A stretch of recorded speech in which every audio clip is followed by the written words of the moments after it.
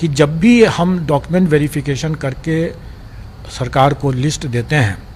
चूँकि उन सब मामलों में हम लोग सीधे अपना डॉक्यूमेंट वेरिफिकेशन कर लेते हैं, छोटी संख्या रहती है। इसमें चूँकि बड़ी संख्या है, इसलिए डॉक्यूमेंट वेरिफिकेशन अब सरकार के स्तर से वहाँ पर हो रहा है। तो जब भी कोई सरकार के समक्ष जब जाता है मामला योगदान के समय और पाया जाता है कि वो गलत है, तो सरकार हमारे पास वापस भेजती है और हम लोग उस पर पूरक अपना सप्लीमेंट्री रिजल्ट देते हैं। और वो हम लोग इस मामले में भी देंगे। अभी हमारी शिक्षा विभाग के साथ वार्तालाप हो चुका है, उनका पत्र भी आ चुका है और हम लोग इस बारे में बहुत स्पष्ट हैं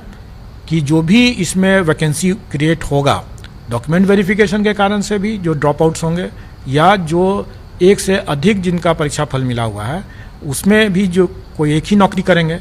तो जो भी वैकेंसी बचेगा वो सारी वैकेंसियों को जोड़ करके हम लोग उसका सप्लीमेंट्री रिजल्ट देंगे। और मैं यहाँ पर इस बात को भी और स्पष्ट कर देना चाहूँगा कि मान लेंगे सप्लीमेंट्री रिजल्ट हम लोग देते हैं 5-6 हज़ार 7 हज़ार जितने लोग निकलता है उतना देते हैं, तो उनका भी इसी प्रक्रिया के तहत डीवी होगा, डॉक्यूमेंट वेरिफिकेशन होगा। और अगर उसमें भी अगर फिर से कोई अगर गलत पाए जाएंगे तो छटेंगे, और छटने के बाद जो मान लीजिए 400-500 फिर से वैकेंसी क्रिएट होगा तो हम फिर से सप्लीमेंट्री निकालेंगे। कहने का मतलब यह है कि ये प्रक्रिया सतत चलेगा